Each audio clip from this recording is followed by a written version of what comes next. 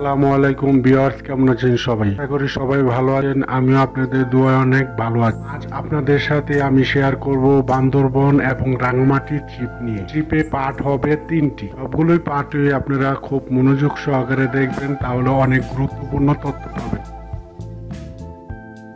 চলুন তাহলে শুরু করা যাক।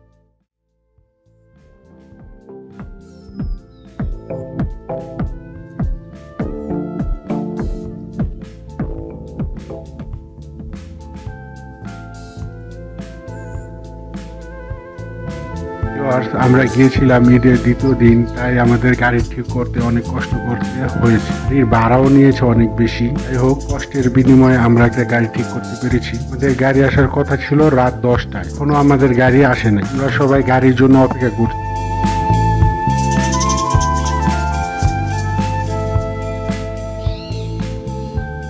আমরা গাড়ির জন্য অপেক্ষা করতে করতে বিরক্ত হয়ে গেছি।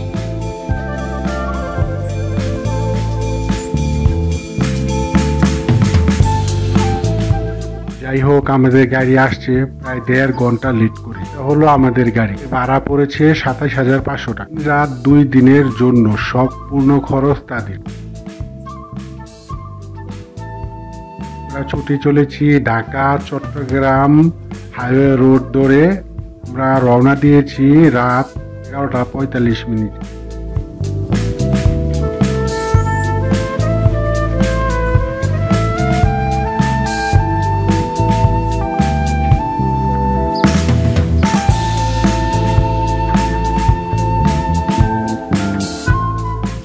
প্রায় 1.5 ঘন্টা জার্নি করার পর আমরা একটা চা বিরতি নিলাম। কোন সময় 2:45।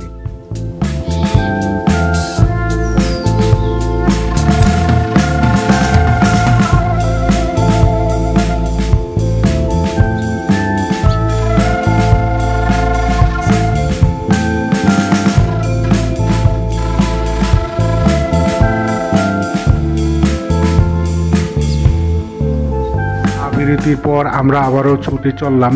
আমরা ঠিক করেছি প্রথমে আমরা যাব বান্দরবন, সেখানে সারাদিন ঘোরাঘুরি করে পরের দিন সকালে আবার রওনা দিব রাঙামাটির উদ্দেশ্যে।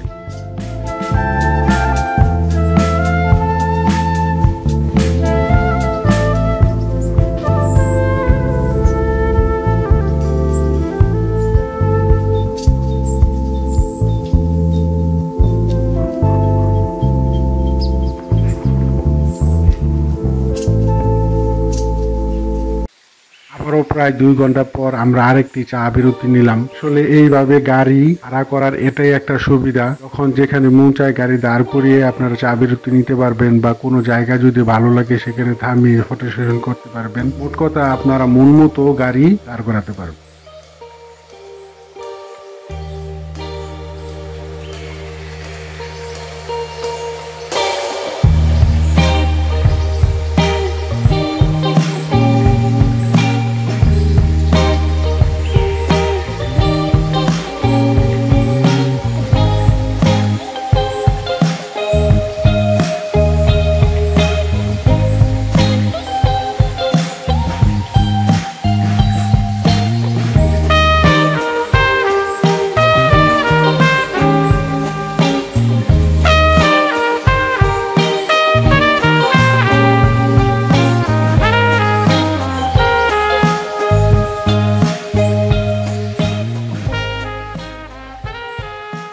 পরের দিন হওয়ার কারণে সব দিকে মোটামুটি একটি লাইটিং এর ব্যবস্থা আছে।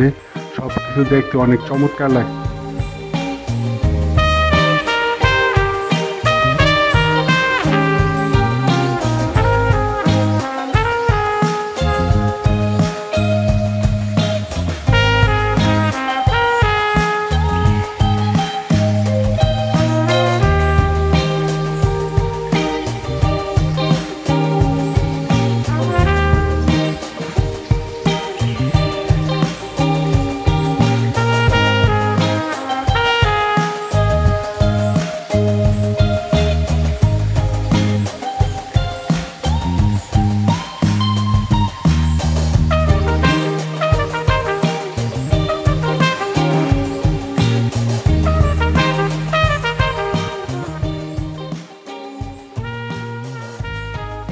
আমরা আছি এখন কেরানীহাট। এখন সময় 5টা 5 মিনিট। এখানে আমরা ফজরের নামাজ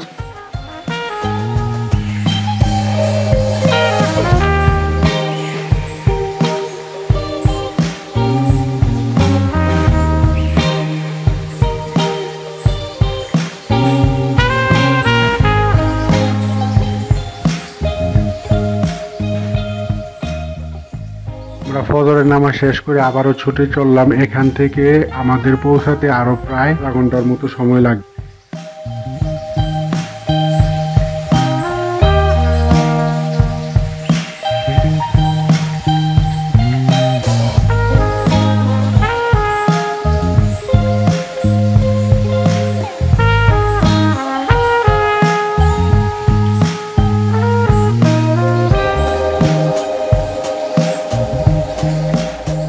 বান্দরবন এরিয়ায় ঢুকে পড়েছি। এখন পাহাড়ি রাস্তা কি চমৎকার সুন্দর।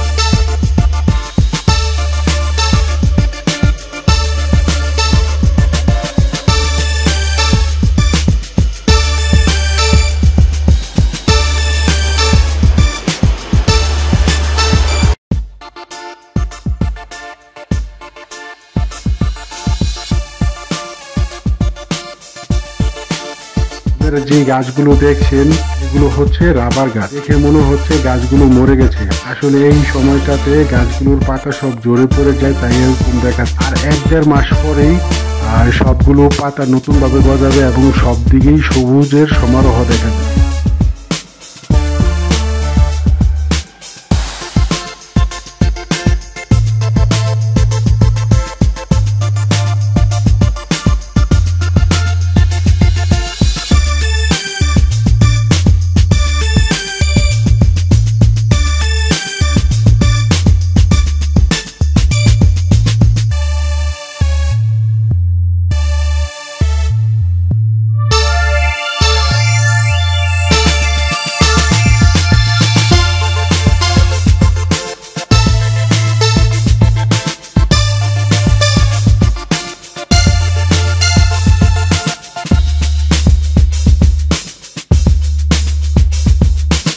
আমরা এখানে এই গাড়িতে আসছি 10 জন হাইসে করে আসলে খুব আরামায়েসে আসা যায়। আপনারাও চাইলে আমাদের মতো 10 জনের গাড়ি নিয়ে ভাড়া করে আসতে।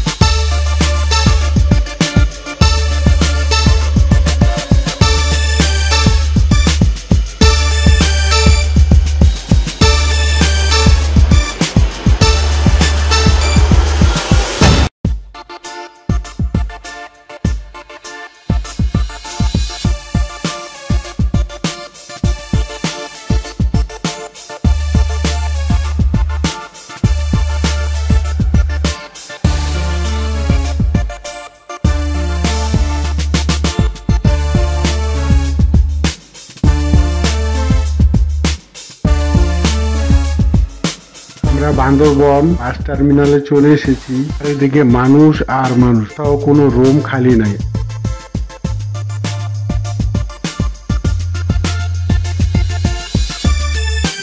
আমরা অনেক খোঁজাখুঁজির পর এই রুম পাইছি। এই হোটেলে আমরা রুম পাই, এটা সম্ভব হয়েছে একমাত্র রাসেল মামার জন্য।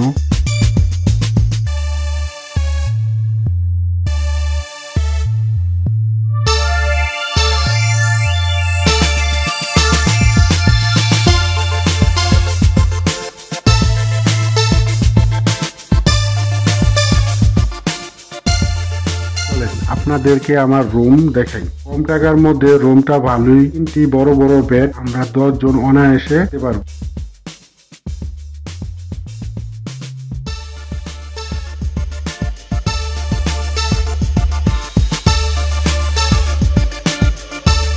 আজ এ পর্যন্তই, সবাই অনেক ক্লান্ত, দেখা হচ্ছে পরের পর্বে।